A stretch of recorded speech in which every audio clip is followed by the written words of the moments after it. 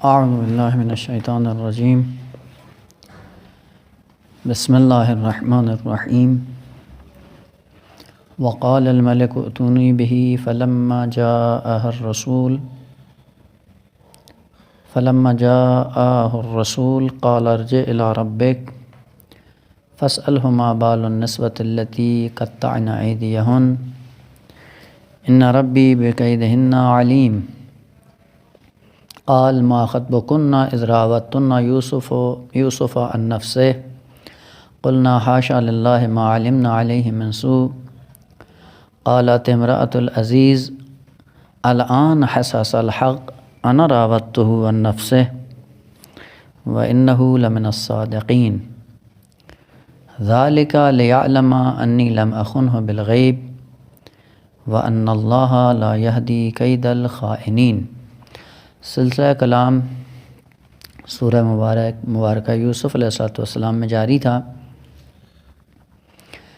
عرض کیا تھا کہ ملک نے یعنی بادشاہ نے خواب دیکھا اور خواب کو دیکھنے کے بعد ڈر گیا، اور ڈرنے کی علت بھی یہ تھی کہ ایک انہونا اور انتہائی پیچیدہ قسم کا خواب دیکھنے کے بعد خوف اس پر طاری یہ ہوا کہ یقیناً کوئی نہ کوئی چیز رونما ہونے والی ہے ملک میں، اور کیا ہوگی اس کا علم نہیں تھا۔ معبرین کو بلا کے کہتا ہے کہ اس کی تعبیر بیان کرو۔ وہ تعبیر بیان کرنے سے عاجز ہو گئے۔ فوراً وہ زندانی جو جیل سے آزاد ہو کر آیا تھا، فوراً اس کے ذہن میں آتا ہے کہ نہ، زندان میں ایک ایسا انسان ہے جس کے اندر یہ صلاحیت ہے کہ فوراً وہ خواب کی تعبیر بیان کر سکتا ہے۔ قرآن کی آیات سے جو چیز ثابت ہوتی ہے وہ یہ تقریباً اس کی آزادی کے 7 سال بعد بادشاہ نے خواب دیکھا، اور اس 7 سال کے اندر کیا ہوا، جیل کے اندر زندانیوں کے ساتھ کیا ہوا، معلوم ہے کہ اگر یہ زندان کوئی عام زندان ہوتا تو کوئی خبر نہیں ہوتی۔ یہ قرینہ اس بات پر ہے کہ یہ زندان کوئی خاص زندان تھا، چونکہ ہر زندان کی نوعیت ایک جیسی نہیں ہوتی۔ بعض ابھی آج کل کے زمانے میں بھی دیکھیں، ایک عام سی جیلیں ہوتی ہیں جس میں ہر خس و خاشاک کو ڈال دیا جاتا ہے، خشکتر اس میں موجود ہوتا ہے، لیکن یہ جو بڑے بڑے چور اور ہوتے ہیں کرپٹ سیاسی، ان کی جیلیں مختلف ہوتی ہیں، الگ ہوتی ہیں، اور وہ ان کے گھروں سے بہتر ہوتی ہیں، تو خصوصی زندان ہوتے ہیں۔ یہ بھی خصوصی زندان تھا، اور اس کی وجہ کیا تھی کہ 7 سال گزرنے کے بعد اگر یہ عام جیل ہوتی تو اس کو کیا پتہ چلتا کہ وہ ابھی زندہ ہے نہیں ہے، کیا ہوا کیا نہیں ہوا۔ اور جیسے ہی اس کے ذہن میں آتا ہے زندانی کے کہ ہاں جیل میں وہ شخص بھی ہے، اس سے پتہ چلتا ہے کہ یہ اس ملک میں بادشاہ کا خصوصی زندان تھا، جس خصوصی زندان کی وضعیت ان سب کو معلوم رہتی تھی کہ وہ موجود ہیں ابھی بھی اس جیل کے اندر، اور سارا سلسلہ ان کو معلوم تھا۔ اس لیے فوراً آ کے کہتا ہے کہ میں تمہیں آ کر اس خواب کی تعبیر کو بیان کرتا ہوں، لیکن مجھے پہلے بھیجو زندان میں، پھر آ کر تعبیر بیان کرتا ہوں۔ یہ قرینہ اس بات پر ہے کہ یہ عام زندان نہیں تھا، خصوصی زندان تھا۔ 2، اس زندان کے حالات ان کو معلوم بھی تھے، یعنی اس کا مطلب ہے کہ رابطے میں تھے، اور اس ارتباط کی وجہ سے اس کو معلوم تھا کہ ابھی بھی وہ حضرت یوسف علیہ السلام اسی جیل میں ہیں، اور ابھی بھی زندہ ہیں، اور ابھی بھی انہیں مشکلات سے دوچار ہیں۔ لہٰذا جیسے ہی چاہتا ہے اور خواب کو حضرت یوسف علیہ السلام کے لیے بیان کرتا ہے، حضرت یوسف علیہ السلام نے بغیر کسی وقفے کے خواب کی تعبیر بیان کر دی۔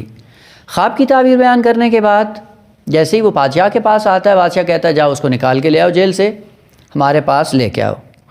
دوبارہ یہ جب جاتا ہے کہ حضرت یوسف علیہ السلام کو لے کے، حضرت یوسف علیہ السلام امتناع کرتے ہیں، نہیں جاتے ہیں کہ اب مجھے نہیں جانا ہے، جیل سے نہیں نکلنا ہے۔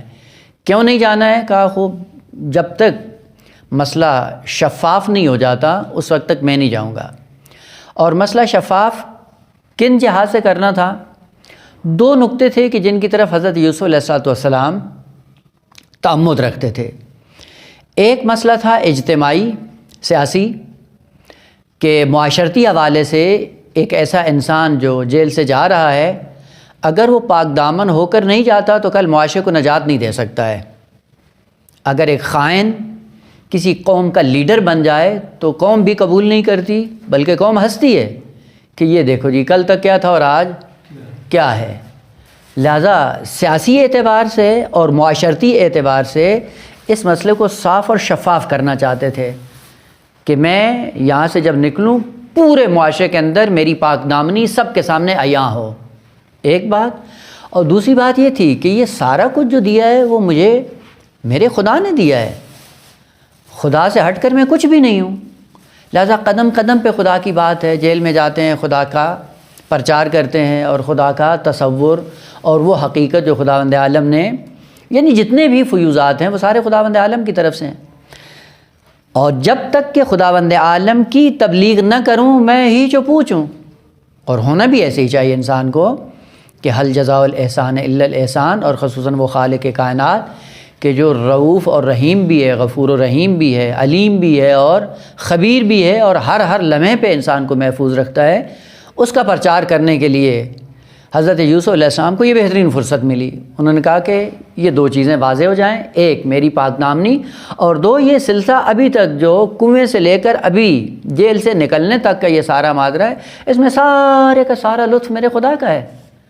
خدا کا جب تک میں اقرار نہ کروا لوں، وحدانیت کا پرچار نہ کروا لوں، مجھے اس شہر میں اس ملک میں رہنے کی کوئی ضرورت ہی نہیں ہے۔ لہٰذا ان دو نکات کے پیش نظر اس زندانی سے کہا کہ تم جاؤ اور جا کے بادشاہ سے کہو، کیا کہو کہ ما بال النسوہ اللتی قطعن ایدیہن، ان خواتین کا، اس سے پتہ چلتا ہے کہ خواتین کا ماجرا جنہوں نے حضرت یوسف علیہ السلام کے لیے قید اور مکر اور حیلہ اور فریب کیا تھا پورے ملک مصر میں عام ہو چکا تھا۔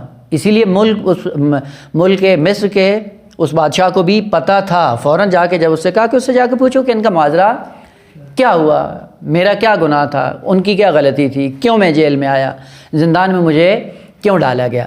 بس ایک بات تو یہ ہے کہ پتہ چل رہا ہے کہ یہ ماجرا سر عام تھا، سب کو معلوم تھا، لیکن لطیف نقطہ جو آیت کے اندر ہے وہ یہ ہے، اور واقعاً انتہائی لطیف ہے، کہ قصور کس کا تھا؟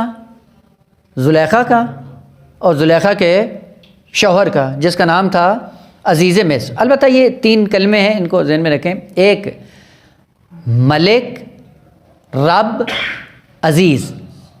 ملک وہی بادشاہ ہے پورے ملک کا جس کو رب سے یاد بھی کیا جاتا ہے، البتہ وہ رب کہتے تھا، وہ کس معنی میں ہے کہ فعلاً بس اس میں نہیں ہے۔ علیکم السلام۔ بس دو عنوان، ایک ملک اور ایک رب، یہ دو عنوان اسی بادشاہ کے لیے تھے جو ملک مصر کو چلا رہا تھا۔ ملک مصر کو چلانے کے لیے ملک نے جو بہترین پوسٹ اپنے بعد جس کو دی ہوئی تھی اس کو مقام عزیز کہا جاتا تھا، اور جو بھی مقام عزیز پہ آتا تھا، آپ کہہ لیں کہ وزیر عظمیٰ، وزارت عظمیٰ کا عہدہ ہو یا جو بھی ہو، بالآخر نفر دوم تھا مملکت کا، اس کو عزیز کے نام سے یاد کیا جاتا تھا، عزیز مصر، اور وہ پوسٹ اس وقت زلیخا کے شوہر کے پاس تھی۔ اور اس کے بعد پھر ماجرا جو ہے وہ آگے بڑھتا ہے۔ لطیف نقطہ جو آیت کے اندر ہے وہ یہ تھا کہ قصور یا عزیز مصر کا تھا یا زلیخا کا تھا، اور آ کر حضرت یوسف علیہ السلام نے جو ماجرا چھیڑا ہے تو فوراً کیا کہا کہ جاؤ خواتین نے کیوں ہاتھ کاٹے ہیں، اس ماجرے کو، اس کی تحقیق کرو، ان خواتین کو بلایا جائے۔ کیوں زلیخا کا نام نہیں لیا، کیوں عزیز مصر کا نام نہیں لیا؟ یہی وہ ہے کہ بقول علامہ طباطبائی رضوان اللہ تعالیٰ علیہ کے کہ اگر توحید کو، توحید فعلی ذہن میں رہے کہ جب بھی توحید کی بات آئے، چونکہ بشریت توحید کے جس چہرے سے آشنا ہے وہ توحید فعلی ہے، توحید ذاتی اور توحید صفاتی یہ منطقہ ممنوع ہے، یہ وہ کیا کہ ریڈ لائن ہے خداوند عالم کے لیے کہ صفات ذاتی اور ذات یہ کسی کی دسترس میں نہیں ہے، وہ مرتبہ فعل خداوند عالم ہے کہ جو بشریت کی دسترس میں ہے۔ وہ علامہ یہ فرماتے ہیں کہ اگر توحید فعلی کو مجسم کیا جائے اور حواس خمسہ کے ذریعے ادراک کیا جائے، اور یہ ممکن ہوتا کہ خداوند عالم کے افعال کو تجسم کی صورت میں انسان دیکھ سکتا، تو اس کی تجسم کی مثال اور نمونہ یہ سارے انبیاء ہوتے ہیں. یعنی جو صفات فعلی ہیں خداوند عالم کی، اگر اس ایک ایک صفت کو مجسم صورت میں دیکھنا چاہیں تو وہی انبیاء کی شکلیں اور انبیاء کی تصویریں بنتی ہیں جو اول بشریت سے قیامت تک کے لیے ان کا سلسلہ جاری اور ساری ہے. خداوند عالم بھی ایسا ہی ہے کہ جب بھی خداوند عالم کسی انسان کو معاف کرنا چاہتا ہے تو خداوند عالم اس اپنے عبد کے عیب بیان نہیں کرتا، اس کی خوبیاں بیان کرتا ہے. خوبیاں بیان کرنے کے بعد توبہ قبول کر لیتا ہے. اور یہی نقطہ تربیتی ہے، اخلاقی ہے بشریت کے لیے، کہ جب بھی کسی کو معاف کرنا ہو تو اس کو سرزنش نہیں کرو، مزید اس کے عیب نکال کے کہ تم نے یہ بھی غلط کیا، یہ بھی غلط کیا، یہ بھی غلط کیا، لہٰذا میں نے تمہیں معاف کر دیا. یہ طریقہ صحیح نہیں ہے.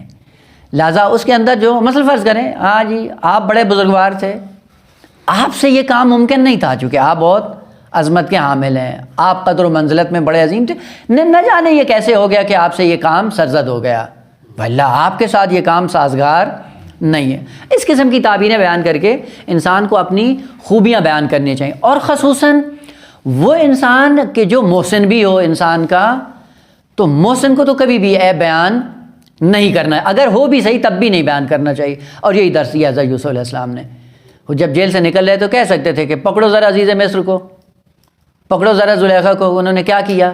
لیکن چونکہ ایک زمانے تک اس گھر میں پلتے رہے ہیں، اور جس گھر میں پلتے رہے ہیں، کھاتے رہے ہیں، اور اس کی نوازش اور محبت کے سائے میں زندگی بسر کی ہے، نام تک نہیں لیا ان کا، نہ عزیز مصر کا اور نہ ہی زلیخا کا. ماجرا کہاں سے جا کے چھیڑا ہے؟ خواتین کا نام لیا. کیا خواتین نے کیا کیا؟ اور یہی دوسرا نقطہ جو یہ بار بار حضرت یوسف علیہ السلام کی سیرت میں نمودار ہوتا ہے، وہ اپنے بھائیوں کے لیے. جب بھائی آتے ہیں شرمندہ ہوتے ہیں تو ان کو بھی نہیں کہا کہ تم لوگوں نے کیا کیا. البتہ فلم میں انہوں نے بہت زیادہ وہ غلط کیا ہے کہ فلم میں آ کے بار بار حضرت یوسف علیہ السلام ان کو جتلاتے ہیں کہ تم نے کیا کیا، فلاں کیا. یہ نہ قرآن نے ذکر نہیں کیا.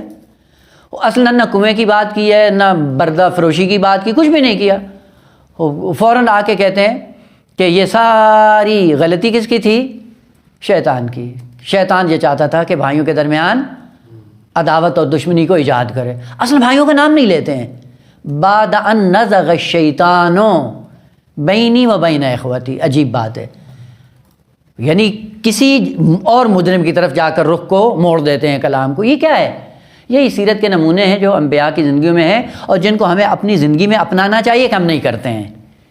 خوب یہ ہے کہ جس کا ایک کھایا ہے، کم از کم اگرچہ درست ہے کہ وہ مجرم بھی ہیں، اس میں کوئی شک نہیں ہے، لیکن جرم کی جب بات آئی تو وہاں سے سلسلہ شروع نہیں کیا. سلسلہ وہاں سے شروع کیا کہ جو دور دراز کی خواتین تھیں اور ماجرا بھی ان کا عام ہو چکا تھا. لہذا فوراً کیا کہتے ہیں کہ تم چلے جاؤ ملک کے پاس، فاسألو، جا کے اس سے پوچھو، ما بال النسوہ، ان خواتین کا ماجرا کیا تھا، کیا کیا انہوں نے. اور فوراً بادشاہ نے ان خواتین کو حاضر بھی کر دیا. خواتین بھی آئیں، خواتین کے ساتھ ساتھ زلیخا بھی آئی. اب بات یہ کہ آیا عزیز مصر کو بھی وہاں پہ احضار کیا گیا یا نہیں کیا گیا؟ قرآن اس عنوان سے ساکت ہے، خاموش ہے. قرآن نے یہ بھی نہیں کہا کہ عزیز مصر اس وقت تک زندہ تھا اور حاضر تھا، اور یہ بھی نہیں کہا کہ وہ مر گیا ہے. یعنی اس عنوان کو اصل قرآن نے چھیڑا ہی نہیں ہے. اور دو چار کی طرح ہے کہ اگر زندہ ہوتا یقیناً وہاں پہ حاضر ہوتا، چونکہ جب سب کو بلایا جا رہا ہے وہ بھی آ جاتا. اور اگر زندہ نہیں ہوتا تو وہاں پہ اس کی حضور کی کوئی آیت ایسی نہیں ہے کہ جو اس کے حضور کو بیان کر رہی ہو. بس عزیز مصر آیا تھا یا نہیں تھا، زندہ تھا یا نہیں تھا، اس کے عنوان سے قرآن نے کوئی اشارہ نہیں دیا. البتہ بعض میں ایک آیت ہے اس کی طرف اشارہ کریں گے کہ ظاہراً سازگار نہیں ہے.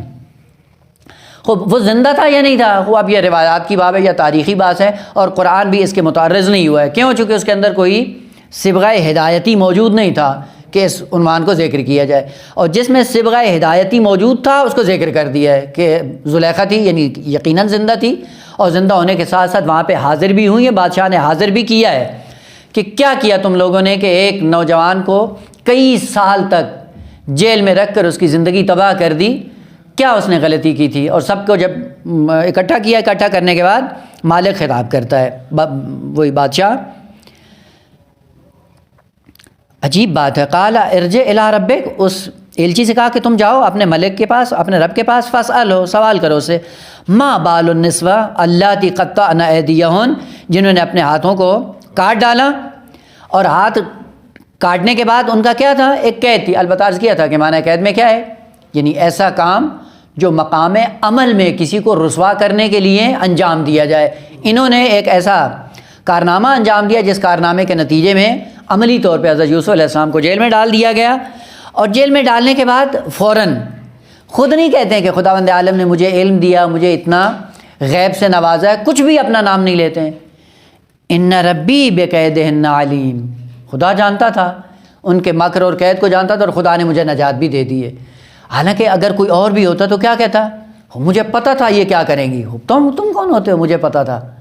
جو اصلی منبع ہے خالق کائنات وہ ہمیں نظر نہیں آتا. مثلا فرض کریں ایک کتاب پڑھتے پڑھتے خداوند عالم کی طرف سے ایک علمی مطلب الہام ہو جاتا ہے، اور جیسے ہی ایک علمی مطلب الہام ہوتا ہے اور فوراً وہاں پہ انسان اپنے وہ فخر و مباحت میں آنے کے بعد اپنے آپ کو سنبھال نہیں پاتا ہے، فوراً جائے گا تو جی یہ مطلب وہ ہے جو ہم نے خود اس کا ابتکار کیا، ہم نے یہ مطلب پہچانا ہے، تلاش کیا ہے فلاں کی. لیکن وہاں پہ کہہ بھی سکتا ہے یہ وہ مطلب ہے جو خداوند عالم نے خاص لطف کیا اور خدا کی رہنمائی سے مجھے اس چیز کا پتہ چل گیا. لیکن کبھی ہم یہ کہنے کے لیے آمادہ نہیں ہوتے ہیں، بلکہ ہمیشہ فخر و بات، ہاں جی یہ وہ بات ہے جی کہ اس پر مجھ سے کسی نے سبقت نہیں لی، میں سب سے پہلا انسان وہ ہوں جس نے اس مطلب کو حل کیا.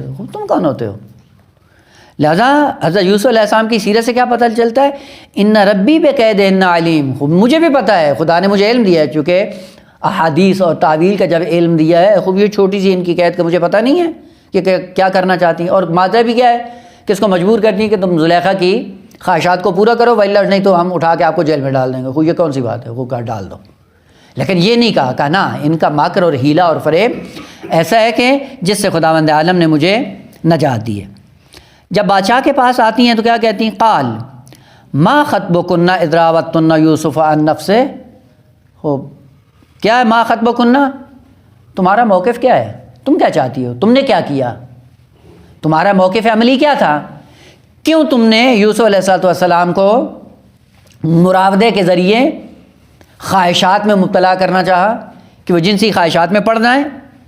اب وہاں پہ قلنا حاشا للہ ما علمنا علیہ من سوء، ما علمنا علیہ من سوء. اب یہ جانتے ہیں کہ نکرہ جب سیاق نفی میں ہوتا ہے تو عمومیت کا فائدہ دیتا ہے. ما علمنا علیہ، کچھ بھی نہیں دیکھا، من سوء، یہ من سوء میں نے بیانیہ ہے اور یہ تاکید کے لیے، ما علمنا علیہ، کچھ بھی نہیں جانتے ہیں، یعنی جو کہ ہر قسم کا سوء، ہر قسم کی برائی، ہر قسم کی رجس یا نجاست یا آلودگی یا کوئی چیز بھی بری ہو، ما علمنا علیہ، نہیں جانتے ہم کہ یہ اس چیز میں آلودہ ہو یا اس کے اندر کسی قسم کی آلودگی پائی جاتی ہو. یعنی نہ مقام ذہن میں، تصورات میں، نہ ہیتہ عمل میں، اور نہ ہیتہ ارادہ، کسی قسم کا ہم نے نہ اس کے اندر خیال برائی کا دیکھا ہے، نہ ارادہ برائی کا دیکھا ہے، نہ برائی خود دیکھی، کچھ بھی نہیں دیکھا ہے، ذرہ برابر سو نہیں دیکھا. البتہ سو کا اطلاق ہر جگہ پہ ہوتا ہے، ارادے کے ساتھ بھی ہے، خیال کے ساتھ بھی ہے، مقام عمل کے ساتھ بھی، اس لیے اسی کلمے کا انتخاب کیا گیا ہے. یعنی تینوں مراحل میں ہم نے اس کو معصوم پایا ہے، ذرہ برابر ہم نے نہیں دیکھا. یہ کس نے شہادت دی ہے؟ خواتین نے. بس خواتین نے آ کر کہا کہ یہ پاک دامن ہے. عفت اور پاک دامنی کے عالم میں ہم نے جو کچھ دیکھا ہے اس سے سوائے پاکیزگی اور طہارت کے کچھ نہیں دیکھا. جب انہوں نے پاکیزگی کا اعلان کیا فوراً، یہ دوسرا نمونہ ہے. قالت امرأۃ العزیز الآن حساس الحق، عزیز مصر کی بیوی نے کیا کہا کہ الآن حساس الحق، اب حق نمایاں ہو گیا، حساسہ روشن ہو گیا، ظاہر ہو گیا، یعنی پردہ اڑ گیا، حقیقت نمایاں ہو گئی. انا راودتہ عن نفسہ، میں نے چاہا تھا کہ اس کو آلودہ کروں. وانہ لمن الصادقین، جبکہ یہ کیا ہے؟ سچوں میں سے. کیا مطلب سچوں میں سے ہیں؟ خود سچائی کیا تھی؟ جب یہ اس کمرے سے نکل کر عزیز مصر کے سامنے آئے تھے تو اس نے بہتان باندھا تھا حضرت یوسف علیہ السلام پہ، تہمت لگائی تھی. تہمت کیا لگائی تھی؟ کہا کہ یہ آپ کی بیوی پہ ہاتھ ڈالنا چاہتا تھا، وہاں پہ تہمت لگائی اور آج اس تہمت کا اقرار کر رہی ہے کہ نا الآن حسس الحق انا راودتہ عن نفسہ وانہ لمن الصادقین. نا جو بات حضرت یوسف علیہ السلام نے کہی تھی وہ کیا تھی کہ یوسف علیہ السلام نے فوراً وہاں پہ کیا کہا کہ میں نے اس سے کچھ نہیں کہا، یہ چاہتی تھی کہ مجھے اپنے دام میں پھنسائے، لیکن میں نے اس کی خواہشات کو پورا نہیں کیا اور میں وہاں سے بھاگ نکلا. ہو بیا کتنے لوگ ہیں جو آ کر حضرت یوسف علیہ السلام کی صداقت کا اعلان کر رہے ہیں؟ خود حضرت یوسف، خود زلیخا، خواتین مصر، اور عزیز مصر نے اس وقت شہادت دی کہ جب بچے نے گواہی دی، بچے نے بھی عصمت کی گواہی دی کہ حضرت یوسف علیہ السلام سچے ہیں. خداوند عالم نے بھی صداقت حضرت یوسف علیہ السلام کا اعلان کیا. ایک نمونہ آخری رہتا ہے کہ وہ بعد میں آئے گا، وہ کیا ہے کہ خود شیطان نے بھی آ کر عصمت حضرت یوسف علیہ السلام کی گواہی دی ہے، اور وہ کیا ہے کہ لا اغوینہم اجمعین الا عبادک منہم المخلصین. چونکہ حضرت یوسف علیہ السلام مخلصین میں سے ہیں اس لیے میری دسترس اس میں نہیں. یہ اتنا سارا عالم مل کر کیا بیان کر رہے ہیں؟ حضرت یوسف علیہ السلام کی پاکیزگی اور طہارت اور عفت کو. خوب، اب اس عفت اور پاک دامنی کے نتیجے میں جب پورے مصر میں مشہور ہو گیا کہ یہ عفیف ہے، پاک دامن ہے، طاہر ہے، طیب ہے، پاکیزہ ہے، عالم بھی ہے، خائن نہیں ہے، امانت دار ہے، جب یہ سارے کمالات اپنے عروج پہ پہنچے تب جا کر جناب یوسف علیہ السلام نے موقع کو غنیمت جانا اور وہاں پہ کیا کہتے ہیں؟ اجعلنی علی خزائن الارض انی حفیظ علیم. وہ اب موقع تھا کہ اگر پاک دامنی کا اعلان نہ ہوا ہوتا تو کسی ایسے عہدے کی درخواست کرنا بادشاہ سے اولاً معقول نہیں تھا، ثانیاً وہ قبول بھی نہیں کرتا کہ وہ ایک زندانی غیر معروف اور وہ بھی خائن اور وہ سارا سلسلہ ہونے کے بعد وہ کیسے اس کو ایک عظیم پوسٹ پہ اس کو منصوب کر دیا جائے اور وہ بھی ملک کی ریڑھ کی ہڈی کی طرح ملک کو چلانے لگے. نہ، یہ ممکن نہیں تھا. لہٰذا اس پاک دامنی کے بعد حضرت یوسف علیہ السلام نے وہ بعد میں جا کے درخواست کہ وہاں پہ پہنچ رہے ہیں ابھی. ذالکا، اب ذالکا کا مشار الیہ کیا ہے؟ ذالکا یعنی کیوں حضرت یوسف علیہ السلام نے اس ایلچی سے کہا کہ جاؤ اور اپنے جا کے بادشاہ سے کہو کہ ما بال النسوہ، یہ سارا مادرہ کیوں پیش آیا؟ ذالکا. اس سے پہلے کس کو بیان کریں؟ یہاں پہ مفسرین نے دو احتمال دیے ہیں. احتمال اول یہ کہ یہ ذالکا سے لے کر ان اللہ لا یہدی کید الخائنین، یہ سارا کلام ہے حضرت یوسف علیہ السلام کا. یعنی میں نے کیوں کہا کہ خواتین کو بلایا جائے، بادشاہ سب کے سامنے ان کو اظہار کرے اور ماجرا کو بیان کرنے کے بعد میری عفت اور پاک دامنی کا اعلان کرے. یہ سارا ماجرا میں نے کیوں کیا؟ ذالکا لیعلما، لیعلما کا فاعل ملک ہے یعنی مصر کا بادشاہ، تاکہ اس کو معلوم ہو جائے انی لم اخنہ بالغیب، کہ میں نے عزیز مصر کے ساتھ غیبت میں خیانت نہیں کی. یعنی جب وہ حاضر نہیں تھا اور زلیخا مجھے اپنے جال میں پھنسانا چاہ رہی تھی، لم اخنہ بالغیب، تنہائی میں خلوت میں نے اس کے ساتھ خیانت نہیں کی. یہاں پہ وہ احتمال ہے کہ لیعلما کی ضمیر کا مرجع اگر ہو عزیز مصر، ذالکا یہ سارا ماجرا میں نے کیوں کیا؟ لیعلما کہ عزیز مصر کو معلوم ہو جائے کیا کہ انی لم اخنہ بالغیب، میں نے اس کے ساتھ غیب میں خیانت نہیں کی. اگر یہ لیعلما کی ضمیر کا مرجع ہو عزیز مصر تو اس سے پتہ چلتا ہے کہ عزیز مصر زندہ بھی تھا اور وہاں پہ حاضر بھی تھا. لیکن سوال یہ کیا ہے، لیعلما کی ضمیر کا مرجع عزیز مصر ہے یا نہیں ہے؟ ہو یہ لیعلما کی ضمیر کا مرجع عزیز مصر نہیں ہے. کیوں؟ کیونکہ عزیز مصر کو اگر معلوم بھی ہو جائے تو وہ تو بڑی پوسٹ پہ نہیں ہے کہ کل کوئی حضرت یوسف علیہ السلام کو سرائے گا یا کوئی بڑی پوسٹ دینے کے قابل ہے اولاً، اور ثانیاً دوبارہ سے لیعلما کا کیا مطلب ہے جبکہ پہلے سے اس کو معلوم ہو چکا ہے. جب وہ بچے نے شہادت دی، شہادت کے بعد عزیز مصر کو پتہ چل گیا کہ یہ عزیز میں حضرت یوسف علیہ السلام کیا ہیں؟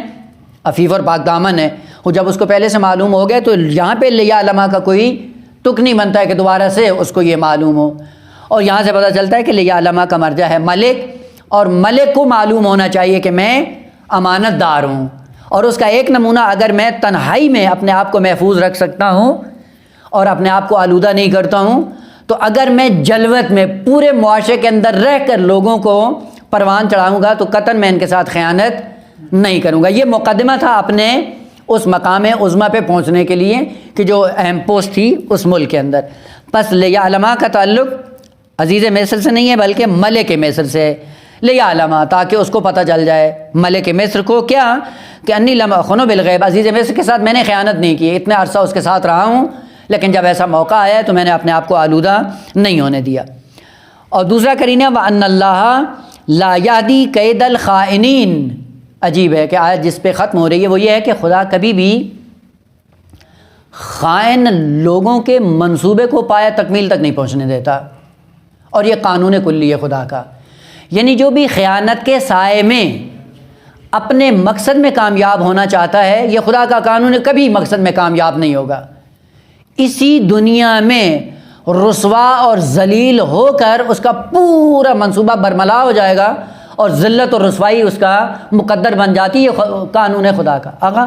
اور اسی قانون کا اگر خدا کو، اس قانون خدا کا انسان کو اگر علم ہو جائے اور باور ہو جائے اور عقیدہ ہو جائے، کبھی بھی کوئی خلاف فطرت یا خلاف دین کام انجام دینے کے لیے آمادہ نہیں ہوگا، کبھی خیانت نہیں کرے گا. جب اس کو یہ باور ہو کہ یہ خیانت ایک نہ ایک دن برملا ہو جائے گی. کتنے ایسے لوگ ہیں جو چھپ کر مالی خیانت کے مرتکب ہوتے ہیں اور سمجھتے ہیں یہ ہے کہ شاید کسی کو پتہ نہیں ہو. آپ دیکھیں چند عرصے کے بعد پوری خیانت ان کی برملا ہو جاتی ہے. اور خصوصاً جن کا ہاتھ بیت المال سے رنگین ہوتا ہے ان کے لیے بھی خدا کا یہی قانون ہے. اگر صاف شفاف رہ کر تم کام کر رہے ہو خوب پھر ڈرنے کی ضرورت نہیں ہے. اور اگر تم ڈرتے ہو چھپاتے ہو تو اس کا مطلب ہے دال میں کوئی کالا کالا پایا جاتا ہے جس کی وجہ سے دوسرے لوگوں کی نظروں سے اوجھل رکھنا چاہتے ہو، لیکن ایک دن آتا ہے اور برملا ہو جاتے ہیں، ذلیل ہو جاتے ہیں. اسی دنیا میں آپ دیکھ لیں. اور یہ قانون ہے خدا کا کہ جو حضرت یوسف علیہ السلام نے ذکر کیا ہے کہ خدا کبھی بھی خائنین کے منصوبے کو پایا تکمیل تک نہیں پہنچنے دیتا.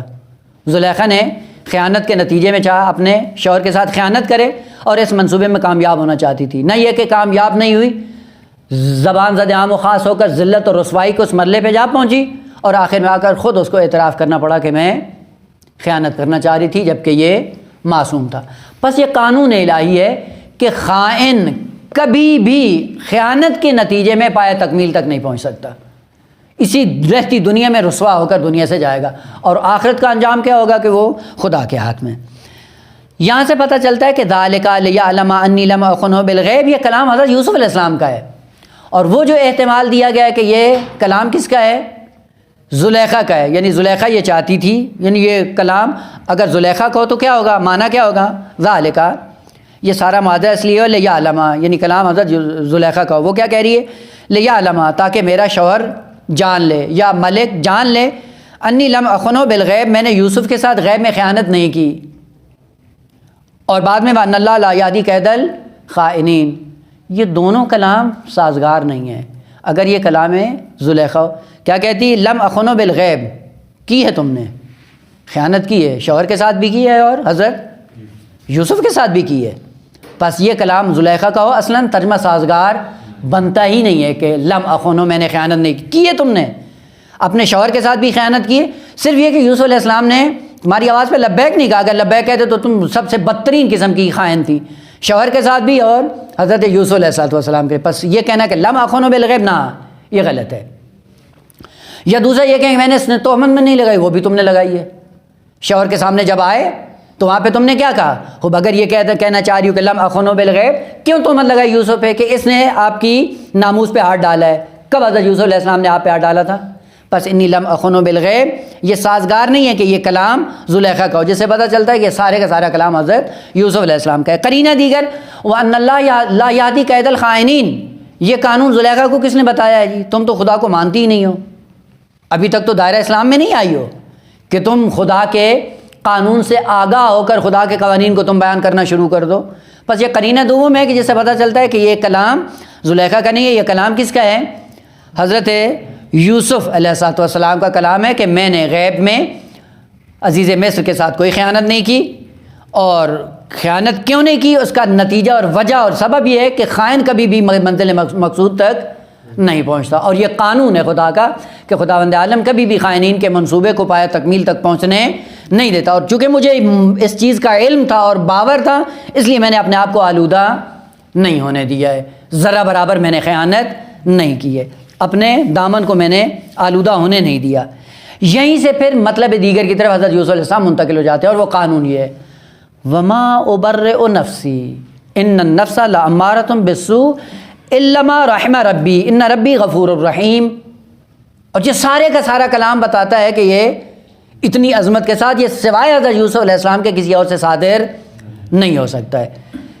اب حضرت یوسف علیہ السلام بچ گئے، جیل سے بھی نکل گئے، زندان سے بھی آ گئے، زلیخا کے جال سے بھی محفوظ طریقے سے نکل گئے، اور سب کچھ محفوظ رہنے کے بعد کیا کہتے ہیں وما ابرئ نفسی، میں اپنے نفس کو مبرہ قرار نہیں دیتا۔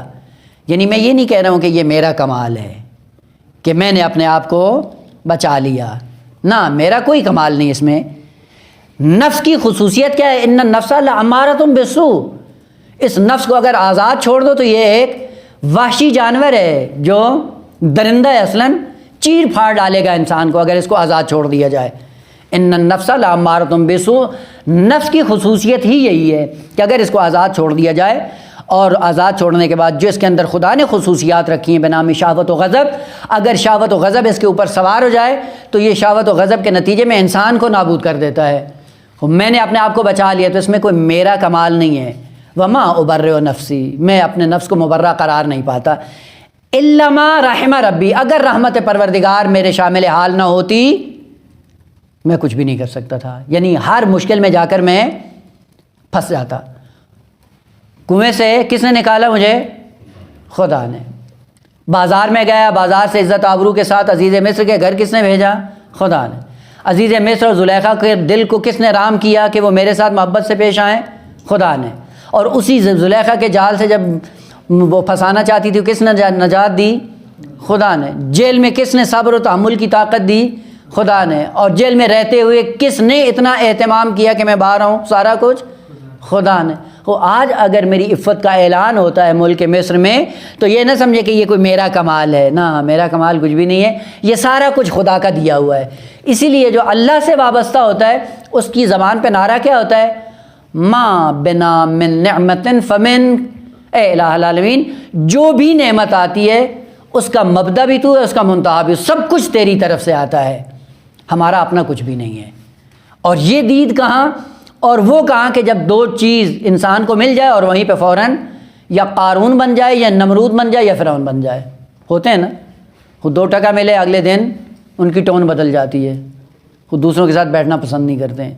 وہ کیا ہوا بھائی، خدا نے 2 ٹکے دے دیے تو کیا ہو گیا؟ تم بڑے ہو گئے ہو نا، امتحان بڑا ہو گیا، تم بڑے نہیں ہوئے۔ نعمت کے آنے کے بعد تمہارے امتحان میں اضافہ ہوا ہے، نہ تمہارے کمال میں، اور امتحان کے بعد تمہارے کمال میں اضافہ ہوگا۔ لہٰذا حضرت یوسف علیہ السلام فرماتے ہیں وما ابرئ نفسی، میں اپنے نفس کو مبرہ قرار نہیں دیتا کہ یہ میرا کمال ہے کہ میں نے اپنے آپ کو بچا لیا۔ کیوں؟ قانون یہ ہے کہ اگر نفس کو آزاد چھوڑ دو تو یہ امارہ بسو، نہ آمر بسو، امارہ بسو، یعنی کبھی بھی نفس کو جس نے بھی آزاد چھوڑا ہے نفس نے اس کو رسوا کر دیا ہے۔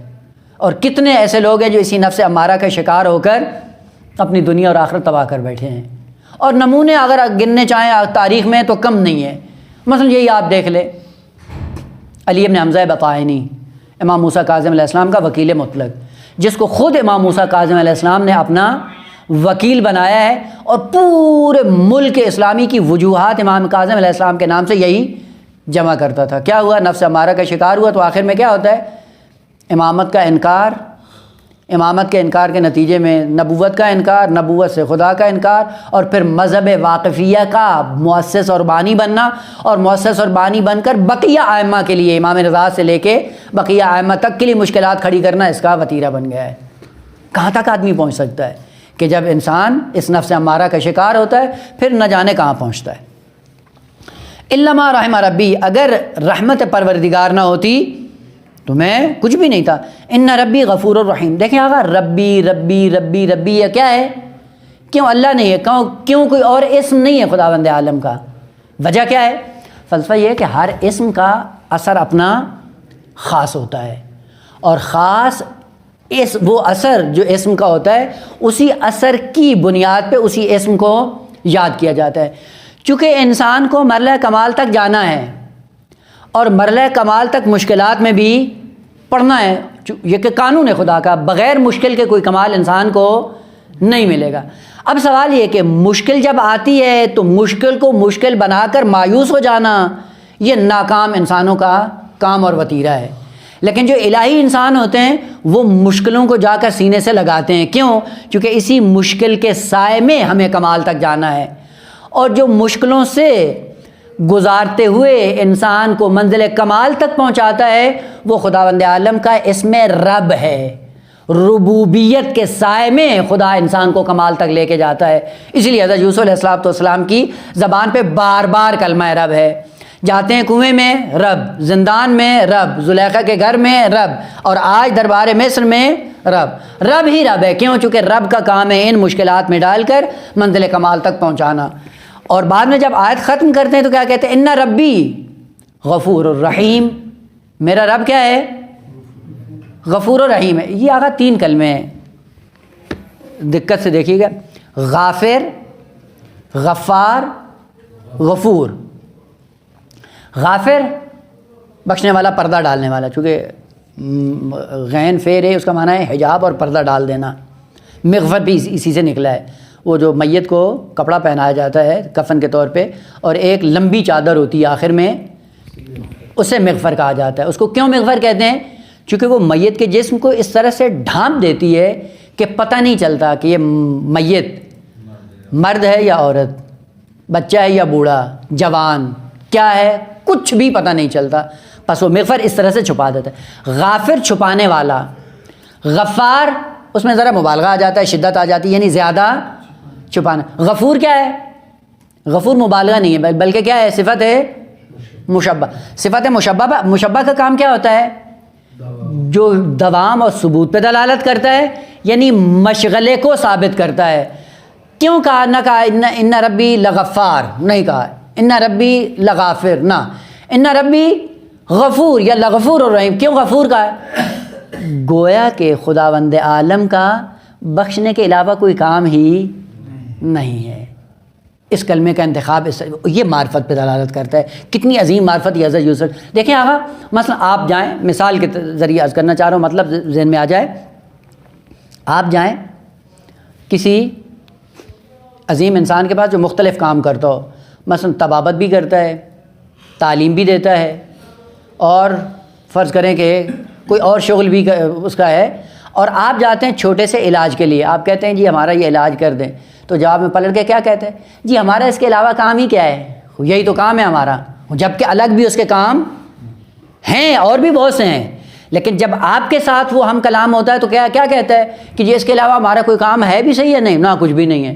یا فرض کریں آپ جاتے ہیں اس کے پاس پڑھنے کے لیے، جبکہ پڑھانے کے علاوہ اور بھی بہت سے اس کے کام ہیں، تو آپ کہتے ہیں جی یہ مسئلہ تو حل کر دیں۔ آئیں بیٹھیے حضور، ہمارا اس کے علاوہ اور کام ہی کیا ہے؟ پڑھانا ہی تو ہے۔ یہ پڑھانا ہی تو کیا مطلب؟ یہ اس کے اندر ایک ایسی رافت اور رحمت اور مہربانی چھپی ہوئی ہے کہ جو مخاطب کو بالکل اطمینان کی منزل پہ لے آتی ہے۔ لہذا حضرت یوسف علیہ السلام نے کیا کہا؟ ان ربی غفور الرحیم، میرے خدا کو، کیوں میں نے اپنے خدا خدا خدا رب رب کہا؟ میرے خدا کا کام سوائے غفاریت کا اور کیا ہے؟ اس کا کام ہی بخشنا ہے، اس کا کام ہی چھپانا ہے، اس کا کام ہی پردہ ڈالنا ہے۔ اور بعد میں کیا کہا؟ رحیم۔ یہ دیکھیں پہلے بھی شاید عرض کیا ہوں، یہ 2 کلمے ہیں جو آپس میں ایک ساتھ استعمال ہوتے ہیں۔ غفران کا الگ معنی ہے، رحمت کا الگ معنی ہے، اور رحمت کا معنی اس سے ذرا وسیع تر ہے۔ مثلا دیکھیں، مثال کے ذریعے عرض کروں، ایک کمرہ ہے، فرض کریں یہ کمرہ ہے، یہ اوبڑ کھابڑ ہوا ہے، مثلا کسی جگہ پہ سوراخ ہیں، کسی جگہ پہ دھبے ہیں، بدرنگ ہے سارا کچھ۔ اگر آپ اس کو مرمت کرنا چاہتے ہیں تو کیا کرتے ہیں؟ پہلے جو اس کے اندر سوراخ ہوتے ہیں ان کو آپ بھرتے ہیں، بھرنے کے بعد مرمت کر کے یکساں کرتے ہیں، برابر۔